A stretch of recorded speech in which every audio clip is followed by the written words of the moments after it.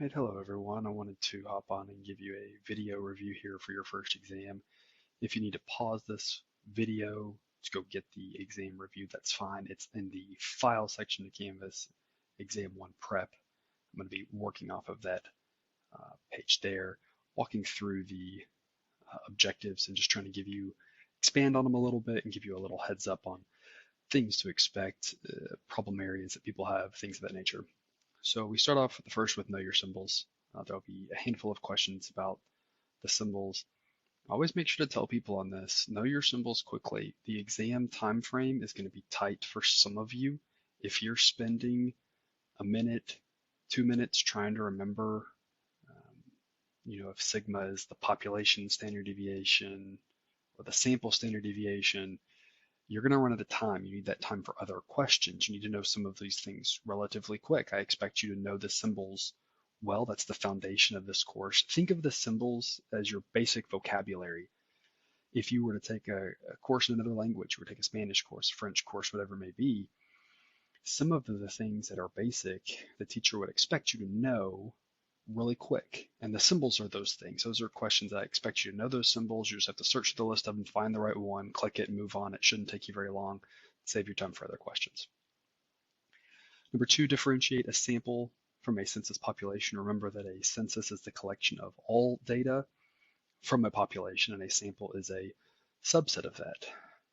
And then number three, differentiate a parameter from a statistic. Remember that a parameter is a numerical measurement that comes from a population. A statistic is a numerical measurement that comes from a sample. So be able to identify those in an example. You had some homework questions like that. I can give you a quick example, something like we're interested in knowing the height of all students at the university. We take 400 students and measure their heights. Just from that example right there, I could ask you for the sample, the population, what the statistic is, and what the parameter is. And that's something that I expect you to be able to identify relatively quickly. In this case, the population is all students at the university. The sample's I think I said 400 students.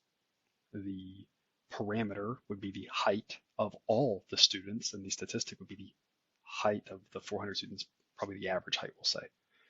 So it's this idea that we should be able to take any scenario like that and identify what those four pieces are between sample, parameter, statistic, population, right? Those four pieces, okay?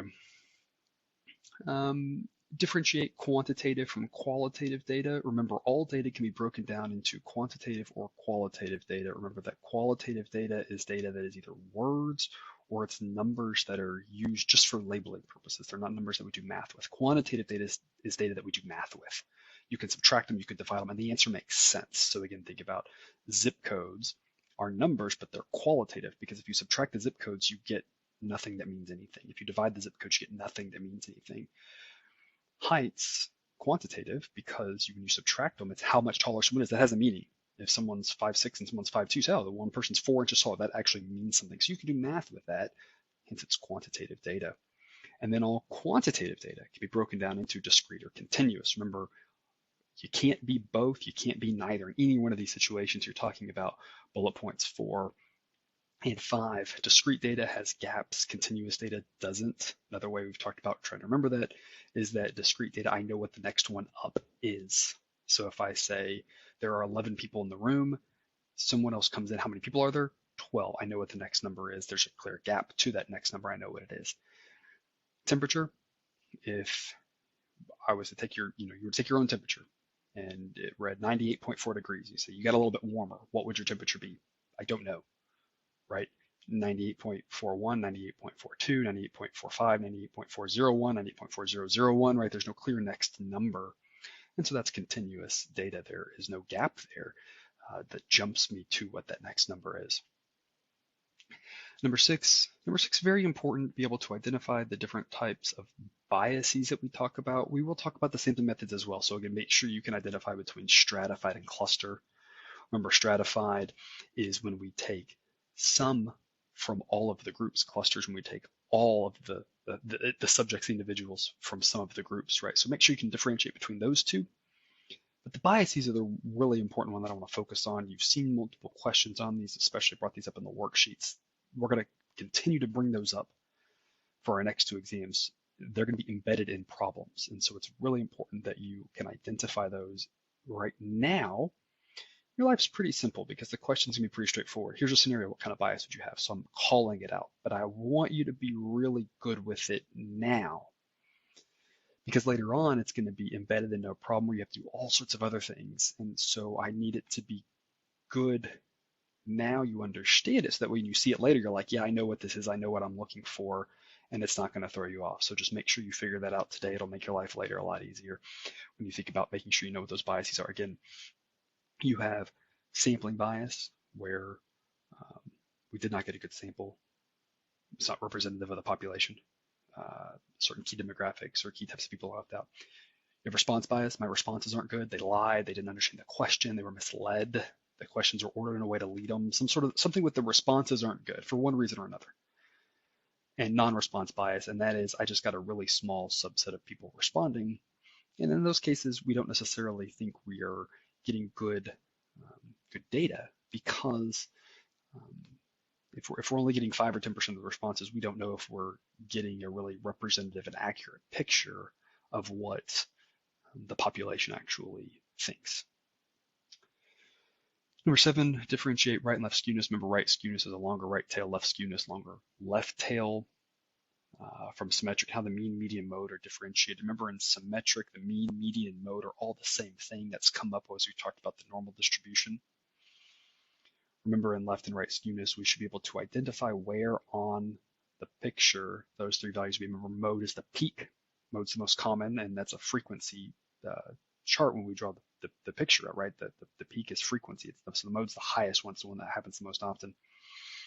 If we have skewness, the mean is the one that's pulled further away towards that skewness, and the median's in between. And that's why, going to number 8, which measures of center are not robust or resistant. Again, those two terms are synonymous. That's why we say if we have skewness or outliers, and again, we kind of can treat them similarly. They're not the exact same thing, but they have this similar, similar implications. When we have skewness and or outliers, we say we don't want to use the mean. And why is that? Because the mean is pulled further towards that skewness, and it's not really where the center is. It's really kind of heading out towards that skewness a little bit too much. That's why we'd rather use the median. And that's a key point. It's going to kind of get maybe lost in the shuffle a little bit. So if you're thinking big picture, why are we doing what we're doing? We'll come back to that. Actually, in chapter 7, so soon we'll come back to that idea. So the idea here being the mean is pulled towards outliers and skewness. It's not a robust measurement. It's not resistant.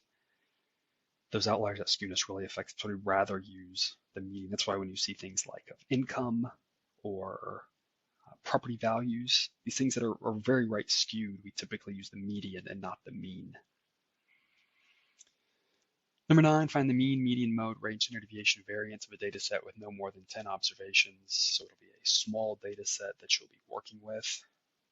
Just be able to find some of those basic descriptive statistics that we worked on in chapter 2. Convert standard deviation to variance and vice versa. Again, another problem that I expect you to be able to work really quickly. If I say the standard deviation of a data set is 4, you should not have to think very long and hard about, is the variance 2 or 8 or 16, right? Is it multiply by 2, divide by 2, square root, square right? You shouldn't have to think too long on that one. If you're given the standard deviation, you want to go to the variance, you square it. If you're given the variance, you want to go to the standard deviation, you square root it, right? So if I give you that situation, say the standard deviation is 4, you should be able to really quickly say the variance is 16. If I say the variance is 4, you should say standard deviation is 2. You should be able to get there really quickly. Number 11, compute and compare results from different populations using z-scores. So this is at the end of chapter 2. We did problems like this.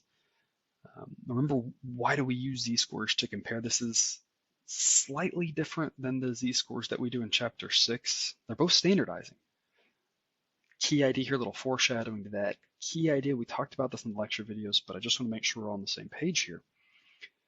When you take a normal variable and you standardize it, you get standard normal. Standard plus normal equals standard normal. Standard normal equals z. Boom, we can go to our z table, right? And that's the process we use in chapter 6. What we're talking about here in number 11, we have no idea what the distribution is. We're talking about distribution independent assumptions, where it doesn't matter what the distribution is, because we can still standardize. Remember, standard and normal are two different things. Now, when you put them together, you get standard normal equals z. Hey, that's good for us, right? But if you just do the standardizing part, you can always standardize. It's just if you standardize without the normal, you don't get a z, right? And that's what we're talking about in 11. Just standardizing. Why would you do that? We standardize values to compare them when they otherwise would be uncomparable, when it would be apples to oranges comparisons, when we might compare strength of males versus females. We know that males and females don't have the same amount of strength. We know that that's a genetic thing. So if we wanted to say how strong is this female versus this male relative to people of that same gender, then we would standardize. And now we're only comparing to people that they should be compared against. Similar idea, GPAs. We know that your GPA as a senior is going to look a lot different than that of a freshman. Why is that? Well, as a senior, you've taken presumably much harder classes. You've focused in on your major. Maybe we can extend this further, not just your classification, but your major. We know that the GPA of a nutrition major might look different than the GPA of a biology major. It's not good or bad, it just is what it is. They're just different. And so is it fair necessarily to compare the GPA of a senior biology major to a sophomore nutrition major? Maybe it is, maybe it isn't, but z-scores are nice because we're comparing them to each other via the standardization process. So we're going to subtract each value by its mean and divide by its standard deviation. Now we've converted to a z-score. Now we can make that apples to apples comparison because we're talking on the same scale now. So that's why we do things as mentioned in number 11. Number 12, know what unit of measurement the mean, standard deviation, variance, and z-scores have. Mean and standard deviation, and additionally the median and the mode, would all be in the same unit of measurement as the initial data set. So if we have a data set in gallons, the mean, the standard deviations in gallons, the variance would be in gallons squared. The z-score would have no unit of measurement. That's the whole point of it, is it allows us to compare things that are otherwise incomparable, right? So it allows you to compare maybe how fast someone is with how strong someone is. You wouldn't measure those in the same thing, because strength you'd measure in maybe how much weight they could lift, pounds or kilograms. How fast they are, you'd measure in seconds, how long it took them to run something, or maybe miles per hour, right? You can't compare those, right? So the benefit to the z-score, again, going back to number 11, is by standardizing, you've gotten rid of that unit of measurement. Now you're just comparing a standardized metric, a z-score, which has no unit of measurement. It's basically just ranking you among your peers, however we define peers. Okay. Number 13 highlights basically what I've called chapter 4A. Know the properties of a discrete probability distribution, be able to find the expected value, be able to find probabilities, be able to fill in the missing probability. We did a lot of this stuff in the worksheet. Number 14, basically, and number 15 tie us to what I'm calling chapter 4B. We're discrete, but we're specifically binomial. Understand that when we talk about 13 and 14, and I'm going to dip into 16 a little bit here because 16 kind of links to all of these, how we work the problem in a discrete setup is write my probability statement and then see how I can rewrite that probability statement as the sum of a bunch of individual probabilities, because I know in a discrete probability setup, if I can get it to probability x equals 1 plus probability x equals 0, hypothetically, well, those are f of x's, right? Probability is f of x in discrete, very important property to know. Then I can replace probability x equals 1 with f of 1. I can replace probability x equals 0 with f of 0. Boom. Now, if it's like number 13, then I can just go to my table. What's f of 0? What's f of 1? Boom, plug it, good to go. If it's like number 14, if it's binomial, then I can just plug into the binomial formula. Okay, so it's the idea of my roadmap of how do I work the problem is, well, what problem am I working? So that's one of the key things as we kind of wrap up this review little session here that I want to call out, that I want to make sure you're thinking of. The review practice problems that you'll be provided with will help you do this a little bit, but do not take this for granted. I believe I mentioned this previously. If I haven't, be thinking about why you were doing what you were doing. be able to identify what type of problem it is. You have a bit of a crutch working the homework problems, a little bit working the worksheets. I try to throw a little catch at you here with chapter 6 where I throw a binomial problem at you. But I need you to understand why you're doing what you're doing. Well, if you see a problem and you can say, oh, this is discrete. Oh, well, then that tells me what to do and why to do it. Well, if it's discrete, I know that I've got to work to a bunch of f of somethings, f of 0, f of 1, f of 5, f of whatever, because I know that is probability. Okay, so I've got to rewrite my probability statement, whether it's got greater thans or less thans. If it's got equal to's, you're really good to go already to start with. Rewrite those as a bunch of individual summations. Okay, now that translates to f of whatever. So I know why I'm doing it because I know it's discrete, or maybe even more specifically binomial, which is a subcategory of discrete. So I'm aware of what the problem is, and that tells me what to do. That's very important because a lot of times I see students who in the middle of working chapter 4, chapter 6, they know what to do because they're in chapter 4, chapter 6. They get to the exam and they just get confused and they don't know what to do because I'm not telling you, hey, this is a normal problem. Hey, this is a discrete problem, right? So we want to be thinking, how do I know that independent of the fact that it's listed as a chapter 4 homework problem or a chapter 6 homework problem, right? So I talked about this one earlier, right? How do I know it's discrete? Well, there's gaps in the possible options, right? Any scenario where I'm shooting free throws, flipping a coin, right? Those are the classic ones I go to. But, number of people in a room, number of stores in the city, right? There's infinite number of things we can come up with where we say, this is clearly a discrete situation because my possible options have clear gaps between them. Okay, if it's discrete, I have one set of ways to work the problem versus, so just to kind of continue here on 16, how do we work if it's continuous? Well, if it's continuous, of course, if it's continuous, we can't actually work the problem unless we also know it's normal, right? That's a limitation in this course. I could work the problem. We haven't talked about it in this course, right? In this course, you have to also know it's normally distributed. But if it's normal, how do I work the problem? Okay, well, if it's normal, I've got that key piece. I then also can standardize, and like we talked about earlier, normal plus standard, standard normal, boom, that's Z. So my way to work that problem is rewrite the probability statement via standardizing and making sure I've worked it into a less than, because whether you're typing to Excel or using your table, either one, we want to work to less than probability. So I know I have a little bit of a different roadmap there. I've got to rewrite my probability as a less than. I've got to convert to a Z, right? And that's where we just want to make sure no matter what we're doing with our probability statements, we're just being careful, being very prescriptive, being very in line. The more you just scatter your numbers and your notes everywhere, the more likely you are to look at it and say, I don't even know what I'm doing anymore. And the more likely you are to subtract from one when you shouldn't, or vice versa. We want to avoid that, right? So just try to be as clear and prescriptive as you can be with that based off the roadmap for how to work a problem that's normally distributed. Okay, and I mentioned that they're on 17 and 18, of course, know how to find probabilities, know how to find cutoffs. 18, spend some time with that. Okay,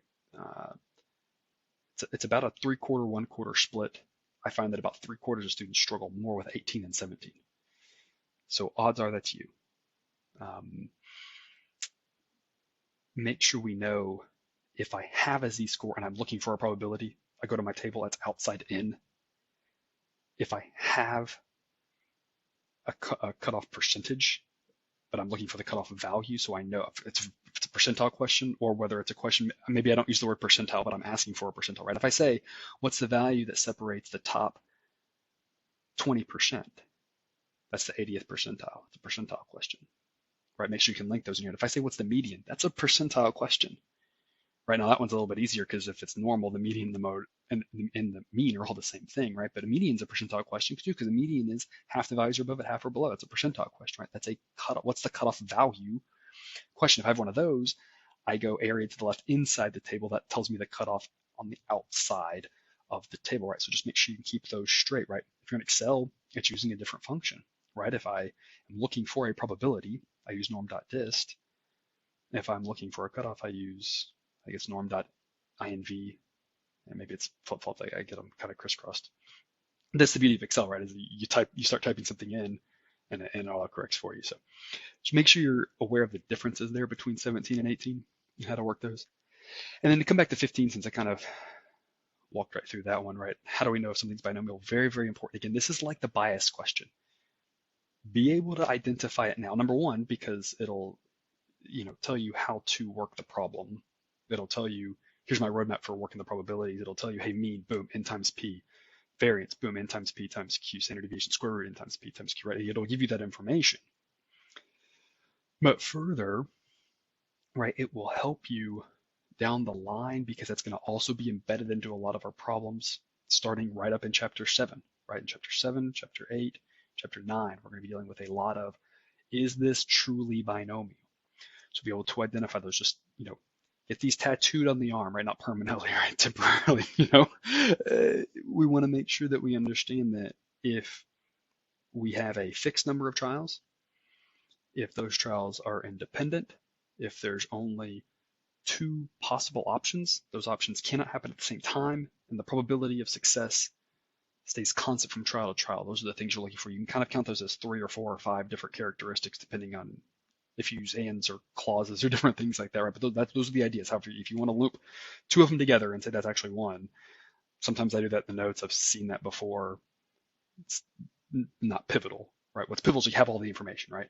Fixed number of trials, trials independent, only 2 options. The 2 things are mutually exclusive, which means they can't happen at the same time, and the probability of success remains constant from trial to trial. Those are the things that we know identify a binomial, and you should be able to take any setup and just say, yes, yes, yes, yes, yes, we're good, or there's a no. If there's a no, it's not binomial. Now, as we move forward, we're going to start dealing with some nuance. So just make sure we're thinking about, just like the bias, right? Make sure we're keeping in the back of our mind, if something is close, right, but it's not completely there, then we can understand that, right? We're all adults. We can all sit here and say that's close, but not quite, right? So if I were to sit here and say, is this binomial? And you had to say yes or no, you might say, no, it's not. It doesn't meet it. But also in the back of your mind, you might be saying, but it's close. That key fact is going to be important to us later. For now, it's not as important. For now, it's kind of a black and white, yes or no. And remember, when we say probability of success constant, it doesn't matter what that is. It just matters that it's constant. Okay, it's a key idea that I need to make sure that you understand. It doesn't matter if it's weird to you. It's just, is it a probability? It's constant. Remember, all probabilities have to be between 0 and 1. So if I were to say the probability is negative 0.6, but it's constant, you would say, but that's not a probability. That can't be, right? But as long as it's a valid probability between 0 and 1, it doesn't matter what the probability is. To be binomial, it just has to be constant. I use the example of me shooting free throws. I enjoyed basketball. I played a little bit as a kid, but I was never that good at it. I'm probably going to be, if I were to go out right now, maybe a 20% free throw shooter. Is that good? No. What matters is that if I were to shoot 10 free throws, I'd probably be 20% on all 10 of them.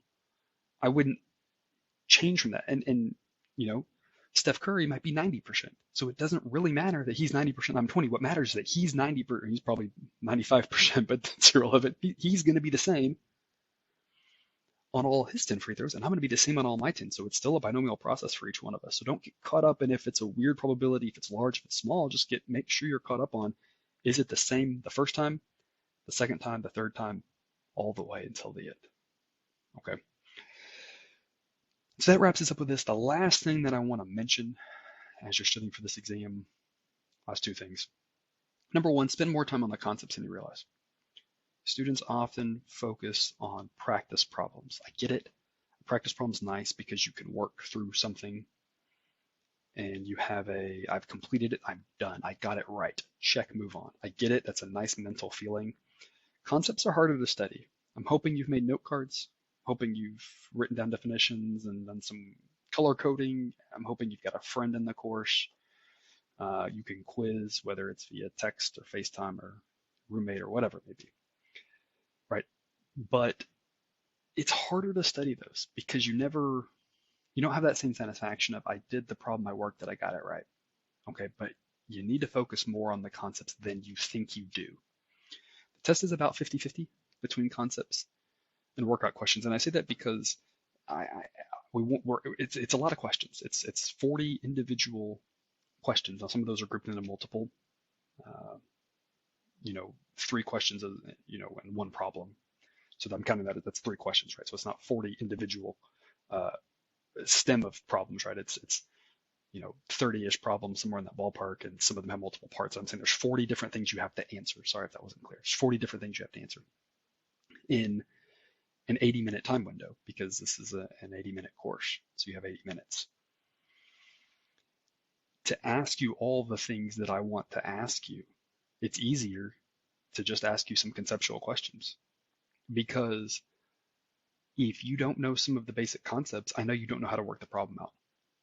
Okay. So it's good and bad. It's good news and bad news. It's good news because there's times when I'm just going to say, and you've seen this on some of the homework questions or some of the quiz questions, some of the worksheet questions. I'll just say, what would the unit of measurement be? It saves you time from having to work the problem out because now you just tell me what the unit of measurement is. Okay, so that's a nice thing. The downside of that is the test is again about 50% conceptual in that ballpark. Okay, so there's going to be questions that it's not asking you to work anything out, it's just asking, do you understand what you're doing? Okay, and if you do, it shouldn't be a big deal. If you don't, you're going to really struggle with it. Okay, so again, bias your time a little bit to those concepts because some of the questions are meant to be very simple, meant to be, do you know what you're doing? Do you know what you're working with or not? And if you do, it should be really quick. You should be able to move on. I'm not expecting you to take a long time to be able to identify a population. I'm not expecting you to take a long time to be able to tell me what the unit of measurement is. I'm not expecting you to take a long time to go from standard deviation to variance. These are quick things, those concepts, boom, move on, and then spend the time with working out a binomial problem, working out a normal problem. That'll take you some time. Use your time there. The last thing I want to tell you, pay attention to detail. It's a very, very important life skill, and this test is not meant to trick you. It's meant to stretch your logic, and it's meant to see if you're paying attention to detail. If you're not paying attention to detail, you will probably lose a full letter grade. And so I'm telling you this now as a warning of that's one of the things that a math course is supposed to help build. We're trying to build up your skills. That's what I'm trying to do. One of the skills I want to build up on you, logic, critical thinking, paying attention to details. Okay. Read the questions carefully. Read the answer choices carefully. Don't make careless mistakes. If you just fly through it, you're going to miss that this number was flipped with this number, and you're going to say, oh, that's the answer. But it's not really, it's none of the above because all those were crisscross. There will be none of the aboves. You will need to select none of the aboves. Okay. This isn't a none of the above is an option, but it's never chosen. You will need to select none of the aboves. Okay. So just be prepared for that. And again, as long as you're paying attention to detail and you say, I'm writing down what I think the answer is.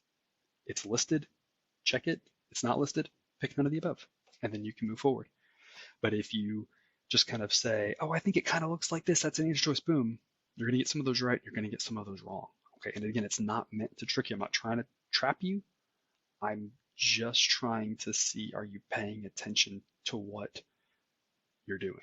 Okay, like I said, very important life skill, one that I've told a couple of you guys off record. I've struggled with at times. I want you to develop the skill here where it's a relatively safe environment because you make that mistake in the workplace and it might have worse ramifications. So just pay attention, be careful. I'm not trying to stress you out. I know tests are stressful. It's not trying to stress you out. It's just trying to say, hey, this is what you're going to be prepared for. The more prepared you are, the better you'll do.